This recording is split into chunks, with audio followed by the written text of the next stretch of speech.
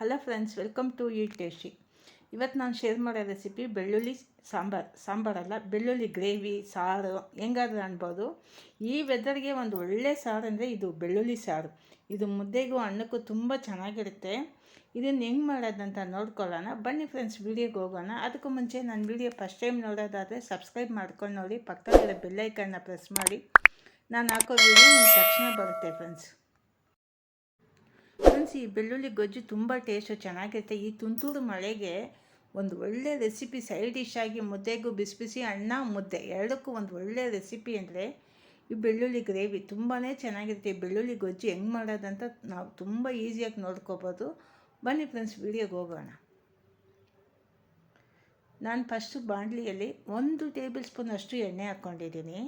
ಅದಕ್ಕೆ ಅರ್ಧ ಸ್ಪೂನ್ ಜೀರಿಗೆ, ಅರ್ಧ ಸ್ಪೂನ್ ಮೆಣಸು, 1/4 ಸ್ಪೂನ್ ಮೆಂತ್ಯ ಹಾಕ್ಕೊಂಡಿದ್ದೀನಿ. ಈಗ ಇದನ್ನು ಮೀಡಿಯಮಲ್ಲ ಸಿಮ್ಮಲ್ಲೇ ಇಟ್ಟು ಚೆನ್ನಾಗಿ ಫ್ರೈ ಮಾಡ್ಕೋಬೇಕು. ಆದಷ್ಟು ಫುಲ್ಲು ಸಿಮ್ಮಲ್ಲೇ ಇಡಿ, ಚೆನ್ನಾಗಿರುತ್ತೆ ನಿಮಗೆ.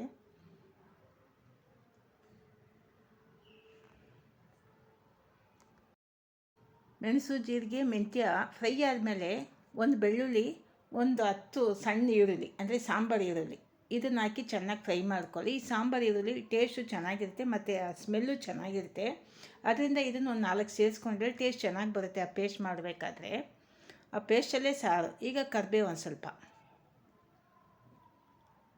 ಚೆನ್ನಾಗಿ ಫ್ರೈ ಆಗಬೇಕು. ಇದು ಒಂದೇ ಒಂದು ಟೊಮೆಟೊ, ಜಾಸ್ತಿ ಇಲ್ಲ, ಒಂದೇ ಒಂದು ಟೊಮೆಟೊ ಇದನ್ನು ಸೇರಿಸಿ ಚೆನ್ನಾಗಿ ಫ್ರೈ ಮಾಡ್ಕೊಳ್ಳಿ. ಸಾಫ್ಟ್ ಆಗಬೇಕು ಟೊಮೆಟೊ.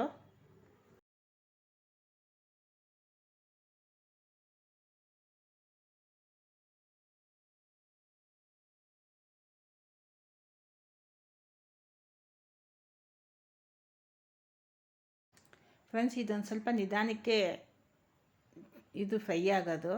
ನಾವು ಆದಷ್ಟು ಅದನ್ನು ಸಿಮ್ಮಲ್ಲೇ ಇಟ್ಟು ಫ್ರೈ ಮಾಡಿದ್ರೆ ನಿಧಾನಕ್ಕೆ ಚೆನ್ನಾಗಿರುತ್ತೆ. ಈಗ ಸಾರಿನ ಪುಡಿ 1 ಟೇಬಲ್ ಸ್ಪೂನು, ಅರಿಶಿನ ಪುಡಿ ಮತ್ತು ಕಲರ್ಗಂತ ಅಚ್ಕಾರದ ಪುಡಿ ಒಂದು ಅರ್ಧ ಸ್ಪೂನ್ ಹಾಕಿದ್ದೀನಿ. ಹೋಮ್ ಮೇಡ್, ಎಲ್ಲ ಹೋಮ್ ಮೇಡ್, ನಾನು ಯಾವುದೂ ರೆಡಿಮೇಡ್ ತೊಗೊಳ್ಳಲ್ಲ, ಹೋಮ್ ಮೇಡೇ ಹಾಕಿದ್ದೀನಿ. ವಿಡಿಯೋ ನೀವು ಅದನ್ನು ನೋಡ್ಕೋಬೋದು ಬೇಕಾದರೆ.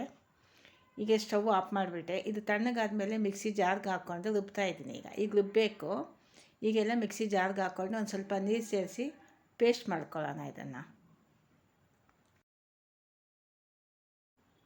ಈಗ ಒಗ್ಗರಣೆ, ಎಣ್ಣೆ ನಿಮಗೆ ಒಂದು ಸ್ವಲ್ಪ ಜಾಸ್ತಿನೇ ಬಿಟ್ಕೊಳ್ಳಿ, ಇಲ್ಲ ಕಡಿಮೆ ಬೇಕಂದ್ರೂ ಬಿಟ್ಕೋಬೋದು. ಒಂದು ಸ್ವಲ್ಪ ಜಾಸ್ತಿ ಬಿಟ್ಟರೆ ಚೆನ್ನಾಗಿರುತ್ತೆ. ಎಣ್ಣೆ ಸಾಸಿವೆ, ಮಾಮೂಲಿ ಸಾಸಿವೆ ಸಿಡಿಲಿ.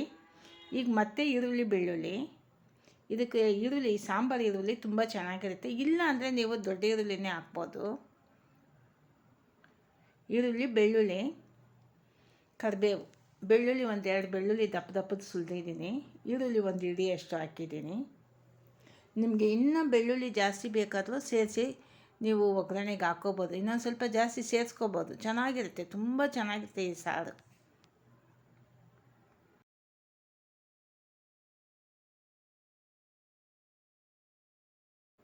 ನಮಗೆ ಈ ವೆದರ್ಗೆ ಬೇಕಾಗಿರೋ ಸಾರಿದು.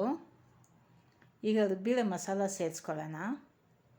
ಈಗ ಮತ್ತೆ ಫ್ರೈ ಮಾಡಬೇಕು ಅನ್ನೋದು ಏನೂ ಇಲ್ಲ, ಯಾಕಂದರೆ ನಾವು ಫಸ್ಟೇ ಫ್ರೈ ಮಾಡಿ ರುಬ್ಬಿದ್ದೀವಿ. ಆದ್ದರಿಂದ ಒಂದು ಸತಿ ಫ್ರೈ ಆದರೆ ಸಾಕು.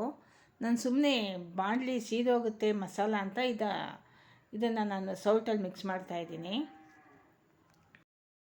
ಇದು ಅಲ್ಯೂಮಿನಿಯಂ ಬಾಣಲಿ, ಇದು ತಳ ಗಟ್ಟಿ ಇಲ್ಲ, ಅದರಿಂದ ಒಂದು ಸ್ವಲ್ಪ ಆಗುತ್ತೆ. ಅದು ನಾನು ನೀರು ಈಗ ಮಿಕ್ಸಿ ಜಾರೆಲ್ಲ ತೊಳೆದು ಆ ನೀರು ಸೇರಿಸ್ಕೊಂಡಿದ್ದೀನಿ. ಈಗ ಹುಣಸಿನ ನೀರು ಒಂದು ಸಣ್ಣ ನೆಲ್ಲಿಕಾಯಷ್ಟು ಹುಣಸೆಹಣ್ಣು ಕಿವುಚ್ಕೊಂಡು ಆ ನೀರು ಈಗ ಸೇರಿಸಿದ್ದೀನಿ. ರುಚಿಗೆ ತಕ್ಕಷ್ಟು ಉಪ್ಪು ಸೇರಿಸ್ಕೊಳ್ಳಿ. ಇದಕ್ಕೆ ಹುಣಸೆಹಣ್ಣು ಒಂದು ಸ್ವಲ್ಪ ಹಾಕಲೇಬೇಕು, ಒಂದು ಸಣ್ಣ ನೆಲ್ಲಿಕಾಯಷ್ಟು. ಈ ಕ್ವಾಂಟಿಟಿಗೆ ಸಣ್ಣ ನೆಲ್ಲಿಕಾಯಷ್ಟು ಹಾಕಿದ್ರೆ ಸಾಕು. ಈಗ ನಾನು ಇಂಗು ಸೇರಿಸಿದ್ದೀನಿ. ನೀರು ಒಂದು ಸ್ವಲ್ಪ ಜಾಸ್ತಿ ಆಗೋಯ್ತು. ಹುಣಸೆ ನೀರು ಮತ್ತು ಮಿಕ್ಸಿ ಜಾರ್ ನೀರಾಗಿದ್ದರೆ ಚೆನ್ನಾಗಿರಲ್ಲ. ನಾನು ಮಿಕ್ಸಿ ಜಾರ್ ತೊಳೆದು ನೀರು ಹಾಕ್ಬಿಟ್ಟೆ, ಜಾಸ್ತಿನೇ ಆಗೋಯ್ತು. ಕಡಿಮೆ ನೀರು ಸೇರಿಸ್ಕೊಂಡ್ರೆ ನಿಮಗೆ ಬೇಗ ಜಾಸ್ತಿನೇ. ಈಗ ನಾನು 10 ನಿಮಿಷದ ಮೇಲೆ ನಾನು ಕುದಿಸ್ಬೇಕಾಗಿದೆ. ನೀವು ಆದಷ್ಟು ಒಂದು ಸ್ವಲ್ಪ ಕಡಿಮೆ ಹಾಕಿದ್ರೆ ಗ್ರೇವಿ ಚೆನ್ನಾಗಿ, ಗ್ರೇವಿ ಅದಕ್ಕಿರಬೇಕು. ಇದು ಸಾರಿನ ಅದಕ್ಕಿರಬಾರ್ದು. ಈ ಸಾರು ಚೆನ್ನಾಗಿ ಕುದೀತಾ ಇದೆ, ಅದು ಕುದೀತಾ ಚೆನ್ನಾಗಿ ಘಮ ಅಂತೂ ತುಂಬ ಚೆನ್ನಾಗಿರುತ್ತೆ. ಜೊತೆಗೆ ನೊರೆ ಎಲ್ಲ ಹೋಗಬೇಕು ಚೆನ್ನಾಗಿ, ನೊರೆ ಎಲ್ಲ ಹೋದ್ರೆ ಅದನ್ನು ಪೇಸ್ಟ್ ಮಾಡಿದ್ದೀವಿ. ಅದರಿಂದ ಟೇಸ್ಟ್ ಗ್ರೇವಿ ಚೆನ್ನಾಗಿರುತ್ತೆ, ಗಟ್ಟಿಯಾಗಿ ತುಂಬ ಚೆನ್ನಾಗಿರುತ್ತೆ. ಆದಷ್ಟು ಒಂದು ಸ್ವಲ್ಪ ಗಟ್ಟಿಯಾಗಿ ಮಾಡಿ. ಈಗ ಆಲ್ರೆಡಿ ರೆಡಿಯಾಗಿದೆ, ಗಟ್ಟಿಯಾಗಿದೆ, ಇಟ್ಟು ಕುದಿಸ್ದೆ, ತುಂಬ ಚೆನ್ನಾಗಿದೆ ಸಾಂಬಾರು. ಟೇಸ್ಟ್ ಅಂತೂ ತುಂಬ ಚೆನ್ನಾಗಿದೆ. ನಾನು ಇವತ್ತು ಮುದ್ದೆ ಮಾಡಿದ್ದೀನಿ, ಅದರಿಂದ ತುಂಬ ಚೆನ್ನಾಗಿ ರೆಡಿಯಾಗಿದೆ. ಇದಕ್ಕೆ ಏನಂದರೆ ನಾವು ಮೆಣಸು ಜೀರಿಗೆ ಮಳೆ ಸೀಸನ್ಗೆ ಇದನ್ನು ಮೆಂತ್ಯ ಹಾಕೋದ್ರಿಂದ ಮೆಂತ್ಯ ಕಾಳು ಟೇಸ್ಟ್ ತುಂಬ ಚೆನ್ನಾಗಿದೆ. ಮತ್ತು ಹಸಿಮೆಣಸು ಘಮ ಅಂತೀನಲ್ಲ, ಆ ಘಮ ತುಂಬ ಚೆನ್ನಾಗಿದೆ. ಎರಡಕ್ಕೂ ಕಾಂಬಿನೇಷನ್ ತುಂಬಾ ಒಂದು ಒಳ್ಳೆ ರೆಸಿಪಿ ಇದು. ಸೈಡ್ ಡಿಶ್ ಆಗಿ ಮಾಡ್ಕೋಬೋದು ಫ್ರೆಂಡ್ಸ್. ನಿಮಗೆ ವಿಡಿಯೋ ಇಷ್ಟ ಆದರೆ ಶೇರ್ ಮಾಡಿ, ಲೈಕ್ ಮಾಡಿ, ಸಬ್ಸ್ಕ್ರೈಬ್ ಮಾಡಿ ಫ್ರೆಂಡ್ಸ್.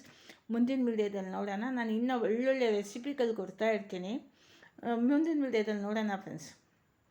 ಮತ್ತು ಇನ್ನೊಂದು, ತುಂಬ ಜನ ನನ್ನ ಸಬ್ಸ್ಕ್ರೈಬ್ ಮಾಡ್ದೇ ವೀಡಿಯೋ ನೋಡ್ತಾ ಇರ್ತೀರ. ಎಲ್ಲರೂ ಸಬ್ಸ್ಕ್ರೈಬ್ ಮಾಡ್ಕೊಂಡು ನೋಡಿ ಫ್ರೆಂಡ್ಸ್.